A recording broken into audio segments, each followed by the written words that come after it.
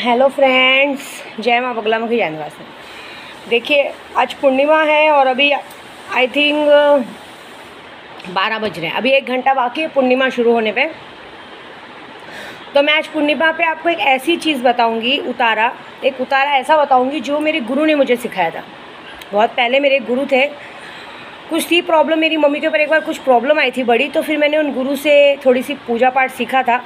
बहुत छोटी थी तब, मैं 16 साल की थी, अघोरी थे वो। तो वो हमेशा अपने यहाँ पे जो वो विधि करते थे ना, मैंने बहुत बार देखा है कि वो इंसान ठीक हो जाता था।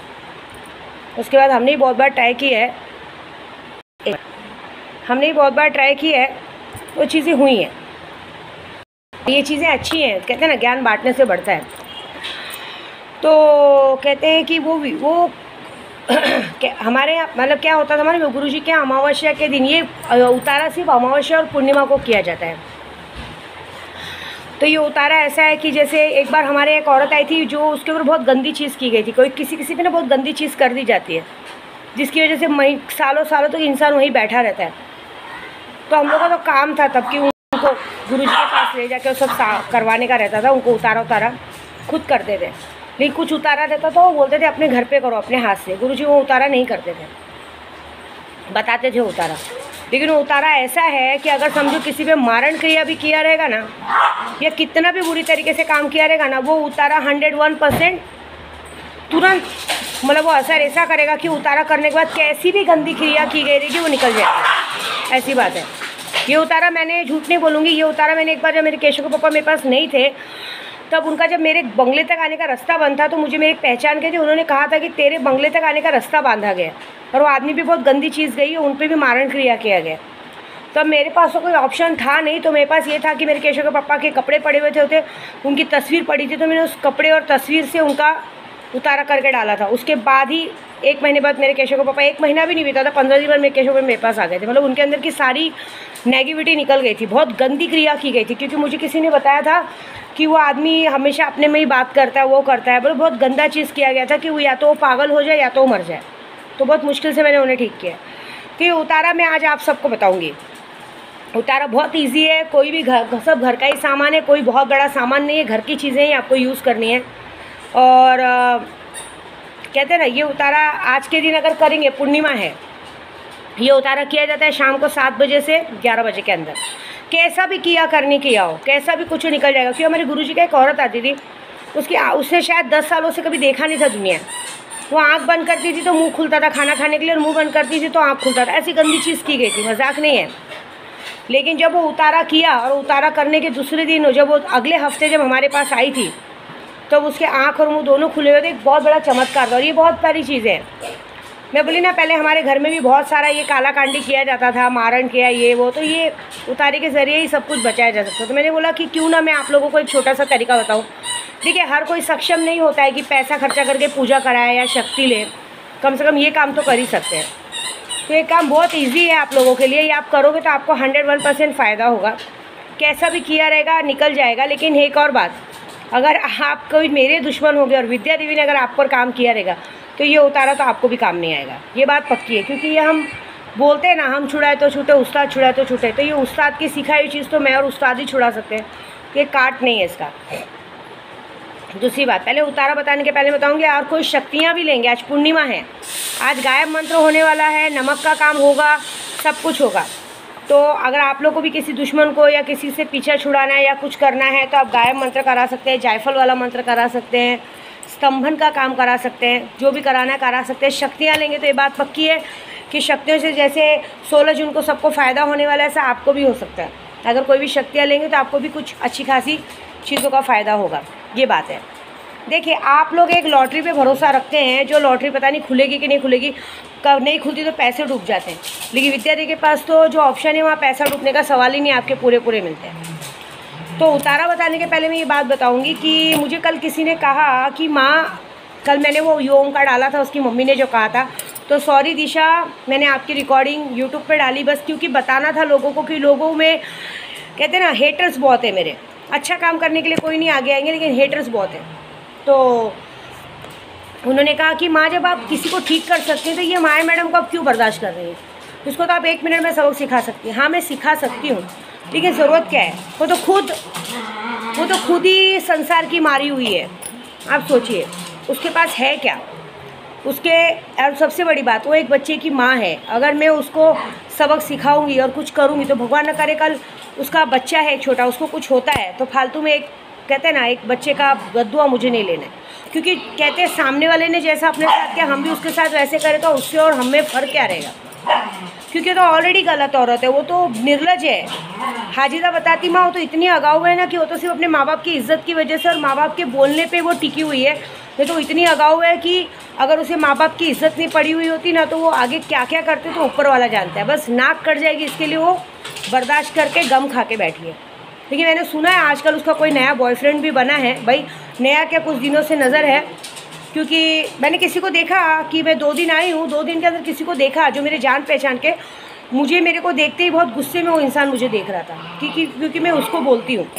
लेकिन एक बात बताओ, माया मैडम हमारे में बहुत है। ये मैं जिसने मुझे देखा मैं उसको ये समझाना चाहती हूँ कि हम तेरी माया मैडम को नहीं बोलते, हम दूसरी माया मैडम को बोलते हैं। बहुत सारी माया मैडम है। ये कौन सा तरीका है कि तुमने अपने ऊपर ले लिया। लेकिन हाँ ये बात है कि उस माया मैडम से उस माया मैडम के लिए भी आ गया कि ये जो आदमी मुझे कल परसों में गुस्से में देख रहा था, तो अगर भाई आदमी कौन है, अगर आप सबको मुझे दिखाना है तो मैं ऐसा कुछ करूँगी। क्योंकि मेरा यूट्यूब पूरी गोराई, पूरा भीमनगर, पूरा गौतम नगर सब देखते हैं। तो चलो मैं कुछ ऐसा करती हूँ, जो नया नया बॉयफ्रेंड बना है उसको ये बात नहीं पता है कि जिस औरत पे तुझे तरस आ रहा है वो औरत बीमारी का खजाना है। और उस औरत ने इतनी गंदगी की है कि गंदगी सब अब बाहर निकल रही है। और तुम जो उसके साथ सोच रहे हो कि ये मतलब कहते हैं ना भोली सी सूरत आँखों में मस्ती, मतलब भोली सूरत पे मत जाओ। ये भोली सूरत ने पता नहीं कितनों को बर्बाद किया है। तो जाओ, अगर जाना है तो जाओ, कोई मना नहीं है रोकने के लिए। लेकिन ये होगा कि कल बीमारी, क्योंकि तुम्हारे भी घर में एक बीवी है, तुम्हारे भी घर में 2 बच्चे हैं।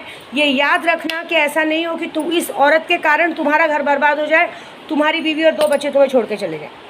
अब इसका सबूत देने के लिए मैं कुछ ऐसा करूँगी। आज मुझे उस आदमी का नाम मालूम है तो नाम मैं अपने ग्रुप में दूँगी और आप देखिएगा कल 24 घंटे के अंदर उसके घर में घमासान युद्ध होगा। मतलब उसकी बीवी से, उसके परिवार से इतना झगड़ा होगा। क्योंकि वो आदमी सिर्फ माया मैडम ही नहीं और भी बहुत जगह पे मुंह मारता है। तो कल कुछ ऐसा होगा कि घमासान युद्ध होगा। ऐसा होगा जो जब पूरे पता चलेगा, हो सकता है कहीं भी होगा तो गोराई के अंदर ही होगा, भीमनगर हो, गौतम नगर हो, कहीं ना कहीं ऐसा वो इंसान इतनी दूरी में ही रहता है। तो ऐसा घमासान युद्ध होगा जिससे पता चल जाएगा कि यही है मैडम माया का नया बॉयफ्रेंड। तो उसको एक ही बात बोलूँगी कि मुझे गुस्से में देखने से कोई मतलब नहीं है, मैंने अपना काम करती हूँ। मेरे पास बहुत सारी माया मैडम है, लेकिन तुमने मुझे गुस्से में देख के मजबूर कर दिया ये गलती करने पे कि अब तुम्हारे साथ जो होगा वो बहुत बड़ा होगा।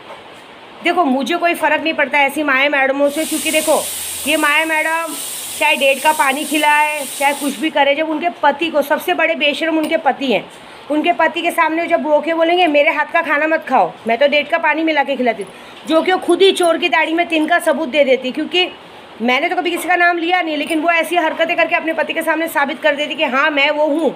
ये मुझे ही बोलती है, जब नाम नहीं लिया तो मुझे ही बोलती कैसे बोल दिया, है ना। तो उसमें क्या होता है मालूम है, इनके पति महाबेशरम होते हैं, वो इनके हाथ का खाते हैं, करते हैं। क्योंकि जब इनको ये शर्म नहीं है कि मेरी बीवी दूसरे के साथ जाके बच्चा पैदा करके आ गई, फिर भी उसके साथ रह रहे, खा रहे, पी रहे, तो उसके हाथ का बना हुआ खाने में डेट का पानी मिला के दे या गटर का पानी मिला के दे, फ़र्क क्या पड़ता है, वो तो बिंदास खाएगा। क्योंकि वो क्या करेगा मालूम है, वो तो ये बोलेगा कि पीछे क्यों मिला के देती है। उसको बोलो, मैं उन आदमियों को बोलूँगी माया मैडम के कि एक काम करो, अपनी पत्नी को बोलो कि जो डेट का पानी पीछे मिला के देती बाबू मेरे सामने मिला के दे, मैं खाऊंगा। क्योंकि जब मैं तुझ जैसी जूठन को खा सकता हूँ, ये भी खाऊंगा। क्योंकि मैं तुझे इतना प्यार करता हूँ कि तू भले 10 के साथ सो के है, लेकिन मेरे लिए हमेशा सीधी सादी नवेली ही है, ऐसी बात है। तो सबसे बेशरम कौन हुआ मालूम है, इनके पति हुए, जिनको सब कुछ मालूम होते हुए भी ऐसा करते हो। तो फिर हम और आप क्या करेंगे? फिर आप जो लोग मुझे व्हाट्सएप पे पूछते हो मैडम ऐसा वैसा, तो मैं क्या करूँ इनको सुधार के, जब इनके खुद के पति इनके साथ रहने को तैयार है, तो खाने को तैयार है, तो बताओ इनको पता है तो कुछ फ़र्क नहीं पड़ता है। देखो एक्चुअली आप बात बताऊँ, मेरे बच्चे का बाप कौन है मुझे पता है, लेकिन ये माया मैडमों को इनके बच्चे के बाप का नाम भी नहीं मालूम है। करेंगी क्या? बच्चे का बाप उसको बनाया है जिससे इन्होंने शादी की है, लेकिन जिसका बच्चा है वो तो मज़े लेके चला गया, उसको क्या बताएंगी? उसके पास तो जिद करने भी नहीं जा सकती, क्योंकि वो तो थप्पड़ मार के बोलेगा कि मैंने थोड़ी बोला था बच्चा पैदा करने। तो हमसे बुरी हालत तो इनकी, तो मरे हुओं को क्या मारना मरे हुए को क्या मारना। और हमें बच्चे का सोचना पड़ता है। देखो कोई भी हो, बच्चे बच्चे होते हैं। अभी इस दिशा ने क्या कहा कि आपने जो कर दिखाया माँ, वो कोई नहीं कर सकता, कोई पंडित नहीं कर सकता। मैं एक माँ हूँ ना, एक औरत को सबक सिखाने के लिए मैं एक बच्चे के साथ नाइंसाफ़ी नहीं कर सकती। वो अपनी ज़िंदगी जी रहा है, बढ़ रहा है, खा रहा है, पी रहा है, छोड़ दो। लेकिन हाँ, ये बात है, वक्त की लाठी ऐसी माएँ मैडमों को बताएंगी, वक्त की लाठी ऐसी माएँ मैडमों को थप्पड़ मारेगी। देख लेना, जिस संतान के लिए उन्होंने इतना बड़ा षड्यंत्र रचा ना, वही बच्चा कल बड़ा होकर अगर घूम के थप्पड़ नहीं मारा तो नाम बदल देना। देख लेना, वही थप्पड़ मारेगा कि तेरे अंदर इतनी क्या आग लगी थी कि मेरे को पैदा करने से जो मार दी होती। तो जानने दीजिए इनका कर्म अपने साथ। मैं बताती हूँ कि बंदी ये उतारा कैसे करते हैं। आपको 3 नींबू लाना है, जिसका भी उतारा करना है 3 नींबू लाना है। घर में कुंकू तो होता है, काली राई और नमक तो घर में ही रहता है, नींबू भी घर में ही रहते हैं, एक नारियल भी घर में ही रहता है। ये सारी चीज़ें जमा कर लीजिए। पहले हाथ पैर धो के कुल देवी को दीपक लगाइए। कुल देवी को दीपक लगा के उधर एक थाली रखिए, थाली में 3 नींबू काटिए। नींबू को पूरा नहीं कटना है, सिर्फ 4 कट मारने हैं। नींबू जुड़ा ही रहना चाहिए नीचे से, 4 कट मारने। जैसे बैंगन का भरता बनाते हैं ना अपन, भरवा बैंगन, भरवा करेला कैसे कट मारते हैं, वैसे नींबू में भी 4 कट मारने हैं। ऐसा कटना नहीं चाहिए। फिर उसमें 3 नींबुओं में राई नमक और ऊपर से कुंकू डालना है। पहले अंदर राई नमक भरना है, ऊपर से कुंकू डालना है। कुंकू डालने के बाद उधर नारियल रखना है, नारियल पे स्वास्तिक बनाना है। नारियल पे स्वास्तिक बनाने के बाद और ये 3 नींबू को, और जिसका उतारा करना है आपको, पहले 3 नींबू को और नारियल को बैठ के माता जी के सामने, आपकी जो भी कुलदेवी उनको बोलो कि मैं उतारा करने जा रही हूँ। तो उसमें बोलना है काली माता, काल भैरव दादा, काली माता, कामाख्या माता, काल भैरव दादा, और आपकी कुलदेवी का नाम लेना, जो भी आपकी कुलदेवी। जैसे अभी मेरी इष्ट बगलामुखी है, हमारी कुलदेवी तो बिंदुवासिनी है, लेकिन हम पहले इष्ट का नाम लेते हैं। तो लेके उसमें नींबू, फिर एक थैली लेनी है। वो थैली में आप वो सारी चीज़ें डाल दो। डालने के बाद जिसका उतारा करना है उस इंसान का बाल, सर का थोड़ा सा बाल, हाथ के नाखून, बाएं हाथ का नाखून, बाएं पैर का नाखून थोड़ा सा, पैर की मिट्टी, पैर की जो जमीन गंदगी होती है ना, पैर की मिट्टी, और बदन का पहना हुआ कपड़ा कुछ भी हो सकता है, कुछ भी, जैसे ब्लाउज़ हो गया, पेटीकोट हो गया, कुछ भी कपड़ा जो फेंकना रहे वो कपड़ा उसमें डाल देना है। और उसके बाद बाएं पैर की चप्पल, ये मंदिर पे नहीं है, दूर का करना, भी मंदिर में सब नहीं, चप्पल डाल देना है। फिर सामने वाले को जिसका नज़र उतारना है उसको चौखट पे खड़ा करो।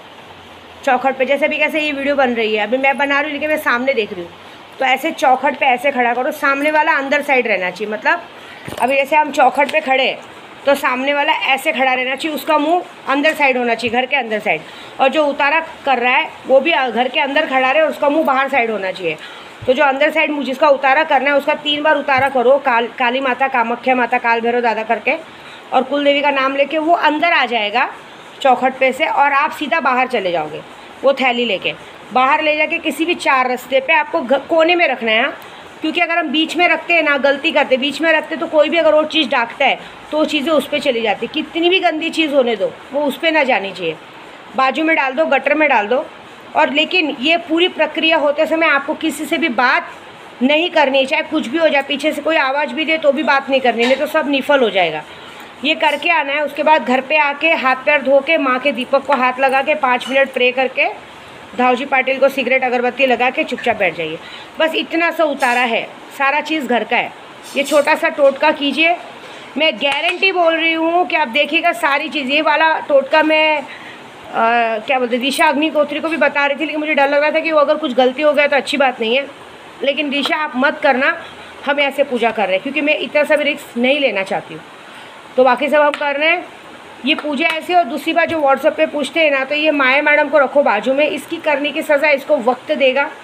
क्योंकि देख लीजिए, ये जो मैं जिस माया मैडम की बात मैं हमेशा करती हूँ, वो माया मैडम का बेटा जिस दिन बड़ा होगा, आप लिख के लेना, वो जिस माहौल में औरत उसको रख रही है, जिस गंदगी में उसको रख रही है, उसके पास सब कुछ होते भी जिस माहौल में उस बच्चे को बड़ा कर रही है, उस माहौल की वजह से वो बच्चा, मैंने ऐसी भी भविष्यवाणी की है कि 3 साल पूरा होने आ गया है, 5वें साल पे मुश्किल से 1 साल की बात और है, 1.5 साल और बचा है। 5वें साल में जो उसका असली बाप है वो गुजर जाएगा, उसकी कार एक्सीडेंट में मौत होगी।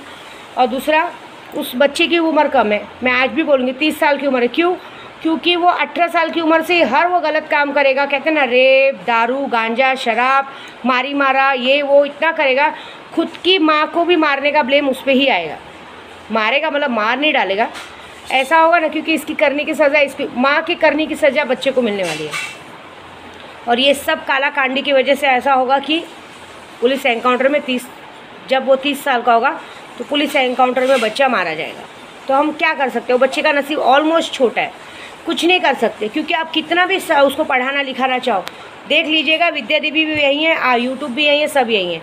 जो नसीब में लिखा है वो होके ही रहेगा, उसको हम बदल नहीं सकते। देखिए, अगर छोटा सा एक्सीडेंट लिखा है ना तो हम उसको बदल सकते, थोड़ी चोट लगेगी, लेकिन जहाँ विधि का विधान में अगर मौत और ज़िंदगी का फैसला तो ऊपर वाले जानते हैं। हमने सिर्फ ग्रह नक्षत्र देख के बताया, मैं उसे बदल नहीं, क्योंकि जन्म और मरण ये हमारे हाथ में नहीं हो सकता है, ये भगवान के हाथ में, इसे कोई बदल ही नहीं सकता।